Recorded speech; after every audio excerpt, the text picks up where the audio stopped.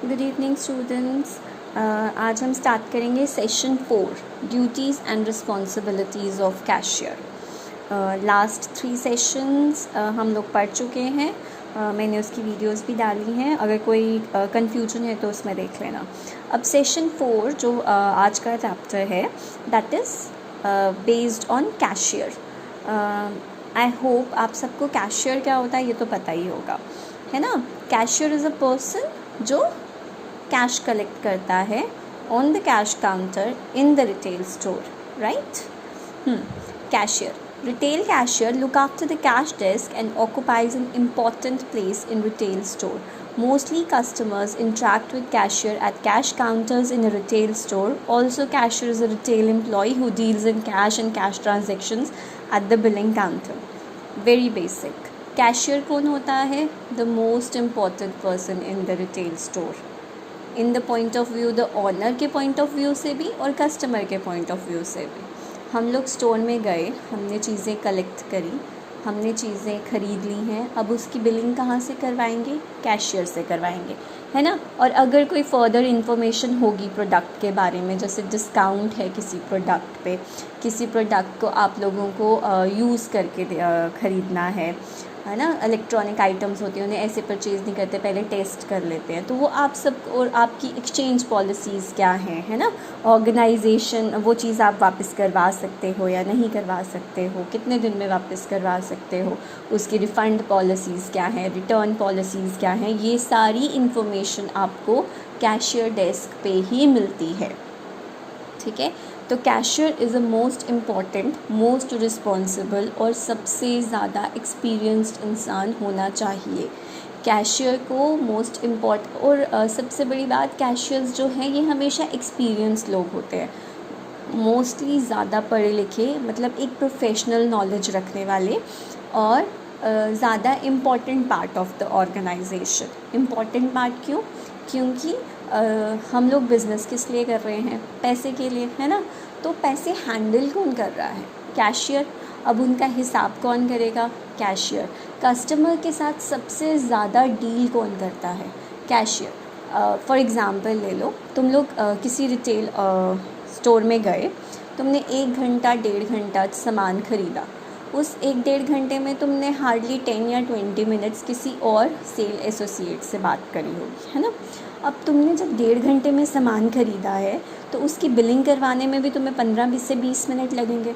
उस 15 से 20 मिनट के बीच में तुमने इंट्रैक्शन सबसे ज़्यादा किससे की? कैशियर से। ही इज़ द पर्सन जिससे कस्टमर सबसे ज़्यादा इंट्रैक्शन करता है और जिसका इम्प्रेशन सबसे ज़्यादा कस्टमर पर पड़ता है, ठीक है। तो cashier is the most important person of a retail store. आगे उसने बोला कि एक अच्छा कैशियर बनने के लिए कुछ बेसिक नॉलेज होना बहुत ज़रूरी है, जैसे accountings, bank policies, mathematics and statistics. ये 3-4 चीज़ें उस इंसान को आनी चाहिए जो कैशियर है, क्योंकि ऑब्वियसली जब कोई कैश के साथ डील कर रहा है तो उसे अकाउंट्स के बारे में नॉलेज होनी चाहिए कि कौन कौन सी बुक मेंटेन करनी है ना, कौन सी बुक अभी मेंटेन करनी है, कौन सी डे एंड में करनी है ना। फिर बैंक की पॉलिसीज़ क्या हैं, क्योंकि अगर मेरे पास कैश है तो ऑब्वियसली मैं ही उस कैश को बैंक में भी डिपॉज़िट करवाऊँगी, निकलवाऊँगी, तो मुझे बैंक की पॉलिसीज़ के बारे में पता होना चाहिए कि बैंक में 3 बजे कैश बंद हो जाता है, कितने बजे खुलता है, कितने बजे मैं पैसे ले सकती हूँ, कितने बजे मैं पैसे जमा करवा सकती हूँ, right. Then mathematics, obviously math में अच्छा होना चाहिए। अब नहीं तो हर बात पे तो वो कैलकुलेटर लेके बैठेगा, तो कस्टमर के पास इतना टाइम तो है नहीं, है ना, कि 4 चीज़ें ली 10 रुपये के लिए तो हम मल्टीप्लाई करने बैठ जाएंगे कि 4 × 10 कितना हुआ, 40 हुआ। तो इट्स लाइक कि कुछ उसका मैथ इतना अच्छा होना चाहिए कि कैलकुलेशन उसके माइंड में, it's a basic knowledge actually. Then statistics कि कौन सी चीज़ मतलब अगर किसी का प्राइस ज़्यादा है तो उसकी डिमांड घट सकती है। इतनी बेसिक नॉलेजेस जो है वो कैशियर्स को होनी चाहिए। प्रॉपर स्टैट्स करके उसने इकोनॉमिस्ट नहीं बनना है, बट उसे इतनी स्टैट्स पता होनी चाहिए कि अगर मैं इस चीज़ का प्राइस बढ़ा दूं और उसके साथ मैं XYZ प्रोडक्ट को फ्री दे दूं तो मेरे मेरे स्टोर की प्राइस बढ़ेगी, मेरे स्टोर की सेल बढ़ेगी या कम होगी, दैट सॉर्ट ऑफ स्टैटिक्स। ठीक है। Then a cashier should also possess qualities such as good communication skill, honesty, sincerity etcetera. Cashier में कुछ क्वालिटीज़ भी होनी चाहिए, जैसे गुड कम्युनिकेशन स्किल, उसका कम्युनिकेशन बहुत अच्छा होना चाहिए, है ना। अगर मैं तुमसे बात कर रही हूँ और मैं रूडली बात करूँगी तो तुम दोबारा मेरे स्टोर पे आओगे नहीं। मतलब इफ़ तुम्हारे पास ऑप्शन है या कोई और जगह जा सकते हो तो जैसे कि मैं वहाँ जाता हूँ, वो बात नहीं अच्छी करती उनकी, है ना। तो कम्युनिकेशन स्किल्स अच्छे होने चाहिए। देन ऑनेस्टी होनी चाहिए। Obviously you are dealing with cash, तुम्हारी ऑनेस्टी तो होनी ही चाहिए, है ना। नहीं तो रिटेल ऑनर तुम्हें क्यों क्या वहाँ पे बिठाएगा। अगर तुमने एक दो बारी कैश को इधर उधर कर दिया तो ऑब्वियसली दोबारा तुम्हें जॉब नहीं मिलने वाली।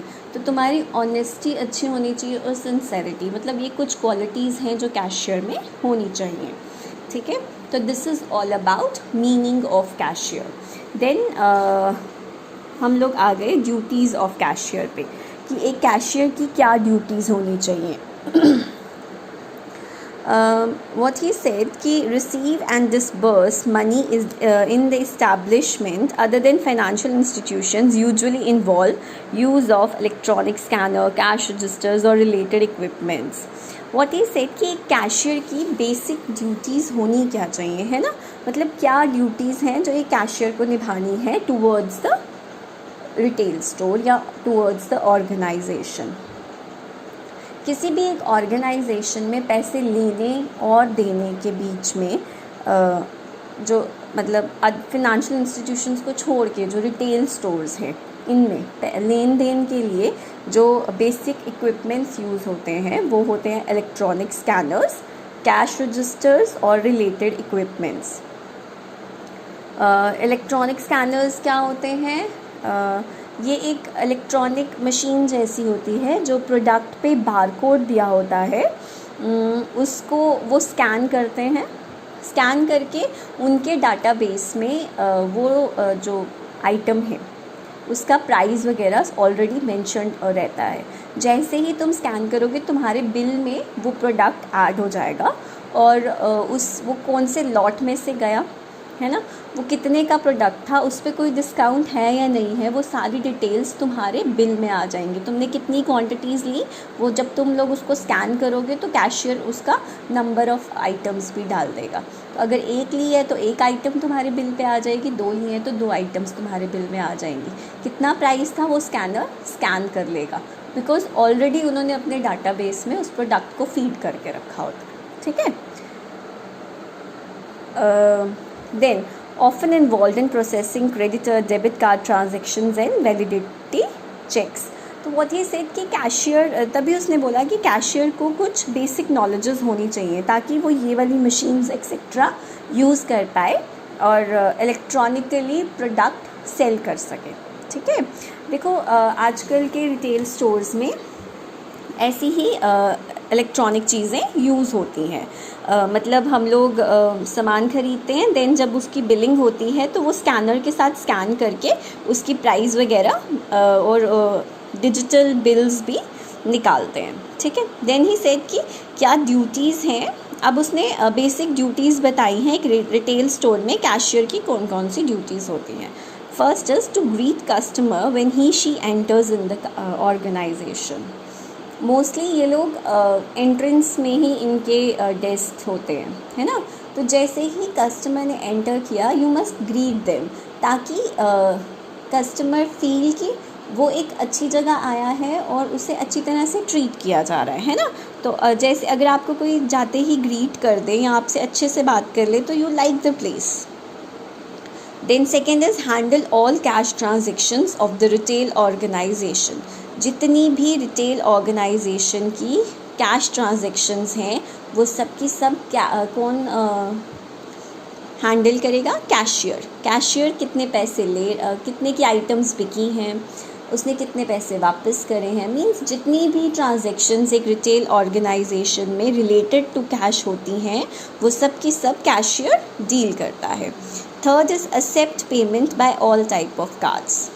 कस्टमर से हर तरह की पेमेंट लेना, चाहे वो कार्ड पेमेंट है या फिर कैश पेमेंट है। अब कार्ड पेमेंट क्या है, जो हम लोग कार्ड से पेमेंट करते हैं, लाइक डेबिट कार्ड से, क्रेडिट कार्ड से, इन सब कार्ड्स की पेमेंट्स को हम लोग कार्ड पेमेंट कहते हैं। मैं एक सेशन लूँगी जिसमें तुम्हें मैं कार्ड के बारे में फुल इन्फॉर्मेशन दूँगी, कार्ड, बारकोड, स्कैनर्स, इन सब के बारे में, ठीक है। देन है check and enter the daily cash account, रोज़ कैश अकाउंट्स को चेक करना और उनको टैली करना। नेक्स्ट है guide and solve customer queries, अगर कस्टमर को कोई क्यूरी है, कोई क्वेश्चन है, उसे गाइड करना और उस क्यूरी को सॉल्व करना भी किसकी रिस्पॉन्सिबिलिटी है, कैशियर की। देन है maintain the daily, weekly and monthly report of the transactions, रोज़ का, डेली, वीकली और मंथली रिपोर्ट ट्रांजेक्शंस का एक रिकॉर्ड बनाना, और ये सारी रिस्पॉन्सिबिलिटीज़ जो हैं, सारी ड्यूटीज़ जो हैं, ये हैं कैशियर की। आई होप आप लोगों को ये चैप्टर समझ में आया हो। नेक्स्ट वीडियो में मैं कोशिश करूँगी कि स्कैनर्स, बारकोड्स, मैं आपको विद एग्जांपल्स दिखाने की कोशिश करूँ। Barcode scanner,